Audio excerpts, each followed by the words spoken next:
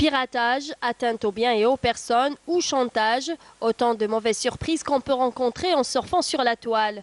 Des pratiques qui sont malheureusement en continuelle hausse, parallèlement à la croissance du nombre des internautes.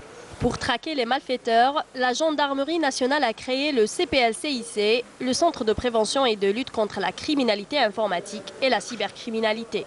Les éléments chargés de cette mission sont appelés les cyberenquêteurs. Ils enregistrent environ une vingtaine de plaintes par semaine. Le service cyberenquête est chargé d'assurer une assistance technique au profit des unités territoriales de la Gendarmerie nationale portant sur la criminalité liée aux technologies de l'information et de la communication. Pour l'année 2017, il a été traité 909 affaires. Pour l'année en cours, jusqu'à ce jour, il a été traité 525 affaires. Et pourtant, toute victime du piratage ne va pas systématiquement alerter les services de sécurité. On m'a déjà piraté. Est-ce que vous avez déposé plainte? Non. Et vous avez fait quoi alors? J'ai rien fait. Qu'est-ce que vous voulez que je fasse? Cela dit, la plupart des victimes du piratage n'est pas consciente de la gravité de la situation. L'utilisation inadéquate de l'Internet ou des technologies de l'information et de la communication fait que la victime soit exposée à ce risque. Inadéquate, vous voulez dire? Ça veut dire la mauvaise utilisation, soit le partage inconscient des données, soit la synchronisation des appareils avec les comptes, que ce soit les comptes mail ou les réseaux sociaux. Donc il y a un téléchargement automatique des photos. Même les victimes sont connectées presque 24 heures sur 24. Donc elles sont généralement à la portée des criminels. Être tout le temps connecté, c'est justement le cas de pas mal de personnes. En Algérie, plus de 13 millions d'internautes sont connectés quotidiennement.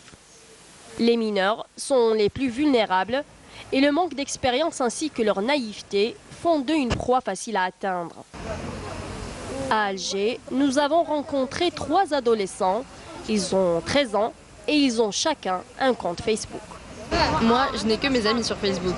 Pour ma part, mes amis et des membres de ma famille. J'ajoute tout le monde. J'ai 5 amis sur Facebook que je ne connais pas. Vos parents sont-ils au courant? Oui, bien sûr. Pas vraiment. En fait, tous les parents ne s'y connaissent pas forcément en informatique. Les enfants sont alors seuls à surfer sur le net et ils peuvent tomber sur une personne malveillante à tout moment.